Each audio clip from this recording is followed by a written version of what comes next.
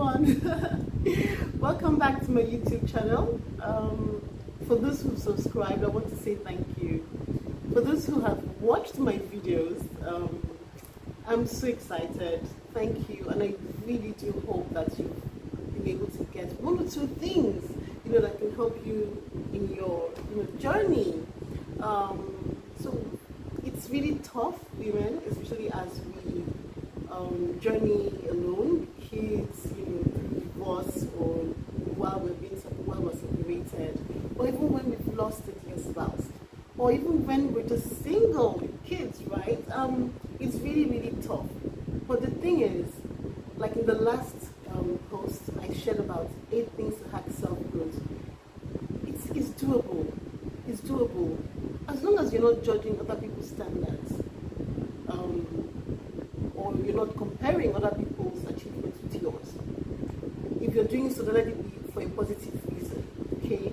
But self-growth is important regardless of any setbacks you've experienced in life. In painful past, it is doable. And while, I had shared the 8 hacks, 8 things to hack self-growth, I thought that it's important that I share now something that's so important because, and important because you need to keep yourself aware, of these things, because they actually filter into our lives a little bit, unsuspectingly, to stop us from actualizing our growth. And they're actually the 8 things to know that you are against yourself. And I'm sharing this because I also experienced these things, right? Even while I was trying to actualize self-growth. And sometimes, even now that I've achieved certain successes in my life, they still find a way to come in, sneak in, to make me think twice about who I am. Okay. And so I just thought, we should be aware. Okay? Alright, so I wanna ask you these questions first before we go in. Okay? Are you for you? Are you for you? And this is the question that I've asked myself as well, okay? Because it's important. It helps me stay grounded, even when I'm experiencing failures. It does. Are you for you? So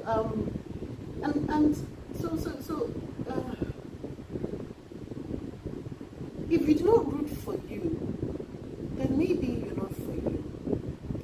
If you do not stand by you, especially through troubled times, especially through challenges or those hurdles you're crossing to actualize your dreams, then you're not for you. If you do not believe in you, yes, this being, look at yourself in the mirror. If you don't believe in you, then you are not for you. And, even if you do not believe in yourself, always remember that there are people who believe in you. So if you do not ride on someone's belief in you, then you are not for you. So even if you're building those blocks to actualize self-growth, there's a very high chance that your outcomes will discourage you some more because you are not for you. So, let me share these 8 things to help you know when you are against yourself. Now, if you can recognize any of these things, it's great. It's really great because then you can begin to put steps, or bring out your armor, so that you can overcome. All right. So the first one is when you focus on your thoughts on the past or off the past, your past failures, the person who hurt you, that boss who made your life seem like hell, those things like that. you're just rooted in the past. You're unable to move forward. Even when you see wonderful things happening around you, you're unable to embrace them because your mind is just rooted in the past. So are you stuck in the past? Are you stuck in the past? The past has a way, a really strong way, really effective way of stopping us from moving forward. And most of all, stopping us from enjoying our present. So are you stuck in the past? You need to ask yourself that question. The second one is, you beat up on yourself for not making it in life, or not being successful, or not being as beautiful and good looking as others, or being passed over things, opportunities. Do you do that? Do you beat yourself up so bad? Why?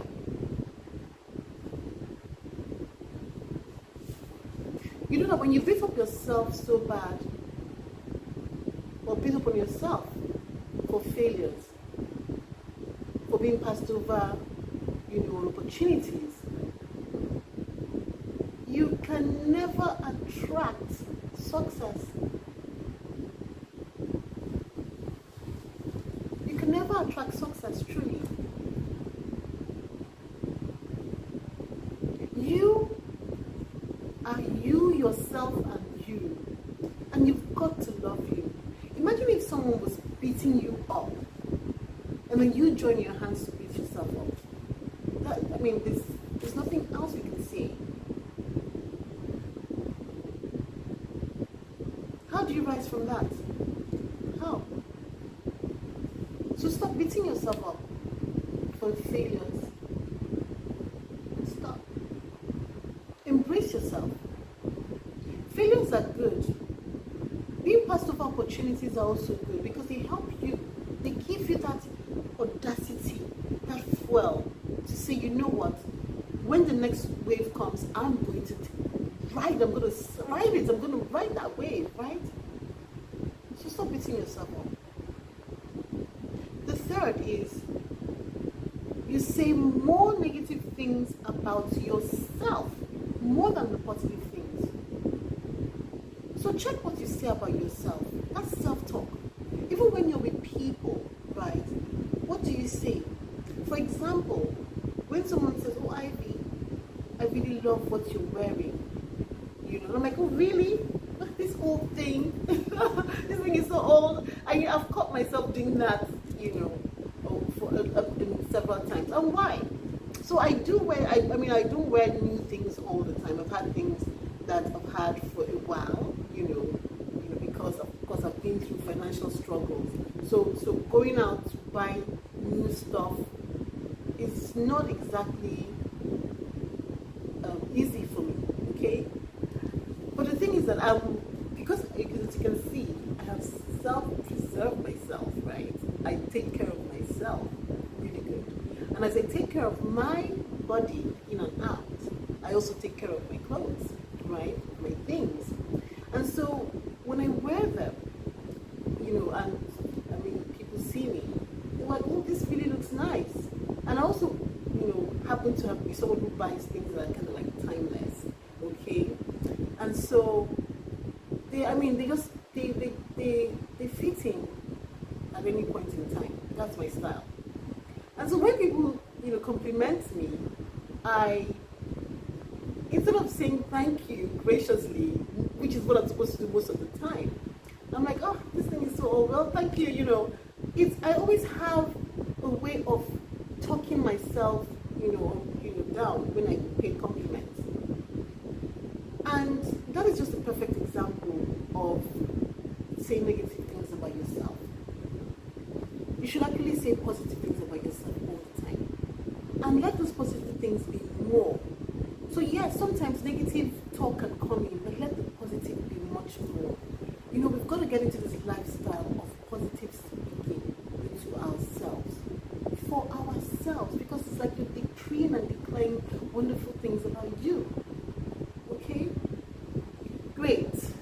So, the fourth thing,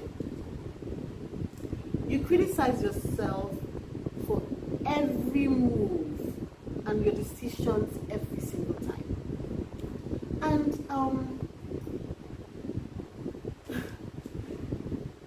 so there's nothing wrong with criticizing yourself, because positive criticism and you taking it to actually improve on what you're doing it is the best thing to do.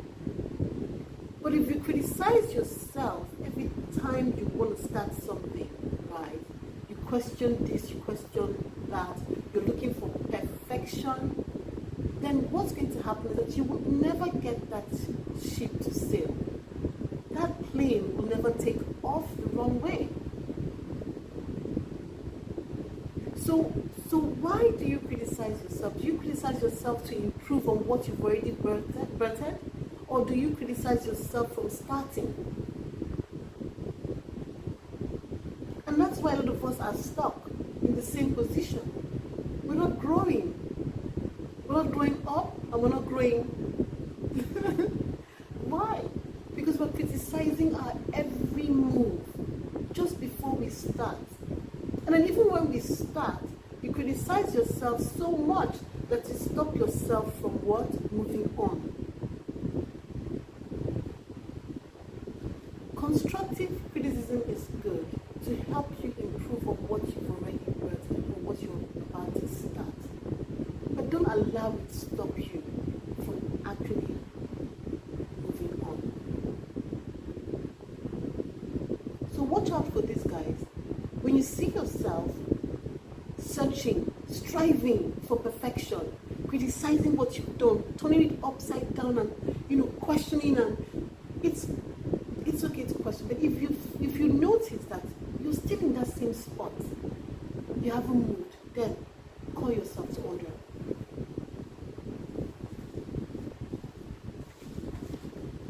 I hope I'm making sense. Okay, the fifth one is you run away from spending time with yourself and you don't tell yourself the truth. So, a lot of us don't like to spend time with ourselves. Excuse me. We prefer to be with people all the time. The only time that we're by ourselves is when we have to take a bath or when we have to take a nap to sleep. But that's spending quality time with yourself to reflect on your life and find out, just to find out what you could do better to improve on you is something that we run away from. Also, when we get feedback from people, which is very important to do, we don't want to take that feedback because it's not what we want to hear. Most times we all want to hear what we want to hear about all the great things. But when we're told the negative things about us, right, those weaknesses about us, right, we don't like it. And so we fight it, we resist it, and then we live in denial. It's important to tell yourself the truth about you. We're not perfect. We're awesome beings, but in our awesomeness, we're flawsome. Yes, we all have flaws. We all have flaws. Those flaws we can, improve on them. But we've got to tell ourselves the truth. We have to accept who we are for who we are, and then work on ourselves to improve. So, don't run away from yourself. Spend time with yourself. Take some time out. Go somewhere and take 2 days, 3 days, and just be on your own. Just love your company. During the COVID, I really thank God for the COVID when we had the lockdown. The pandemic was scary for everyone. But we found ourselves locked down at home. I found myself alone because my son was with his father and got stuck there. was wondering how I was going to survive it. But you know what? I think it was one of the most beautiful moments in time for me, because I was alone. I got to know me. I spent a lot of time with me, myself, and I. Just planning my day at home. I got creative.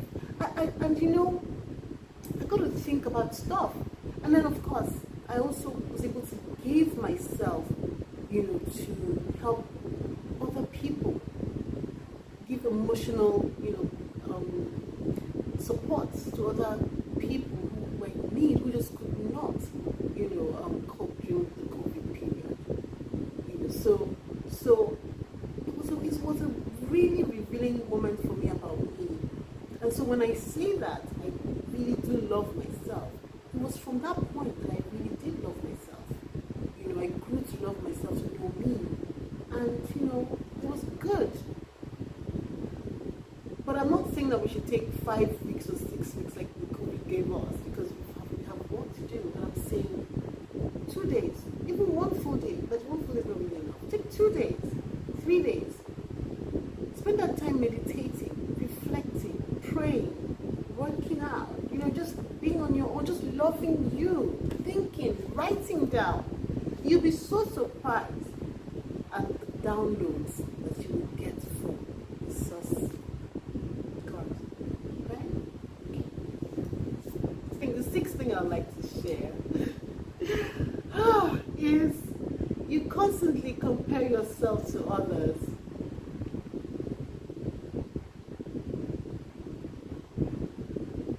Why? Oh my God, why?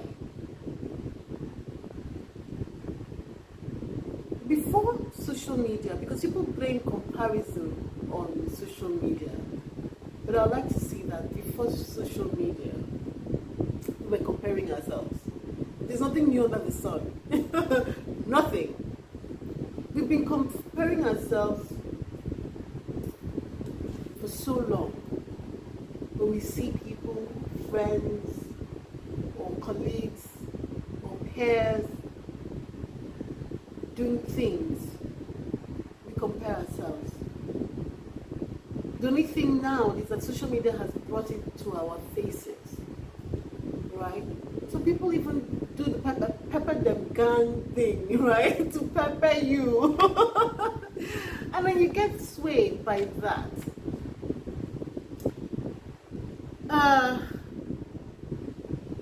But you see, you need to stop comparing yourself with other people.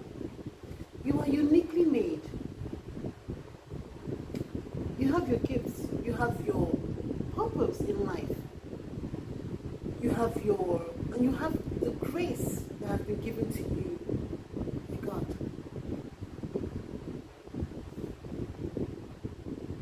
When you compare yourself with others, you stop putting in the required things that you need, the required time, the required thoughts, the required, you know, activity to grow yourself. You stop doing that. Tim Robbins says that where your focus is, that's where your energy flows. And that's the truth. So you're focusing so much on others and what they're doing.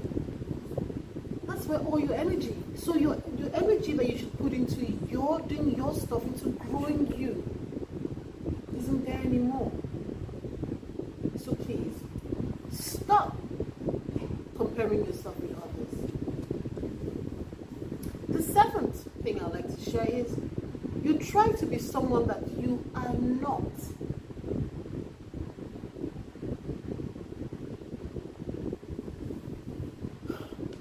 Again, you are you, yourself, and you. I can't be anybody else. So stop pretending. Be real. Be you. Stop pretending to be what you are not.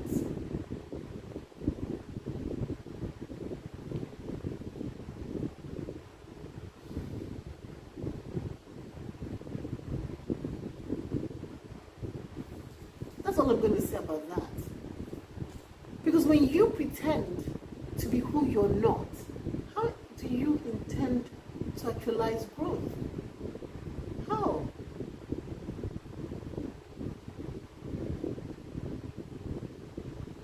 The final thing, or the final thing that yes, that makes you know that you're against you is you refuse to acknowledge and use the gifts God placed in you.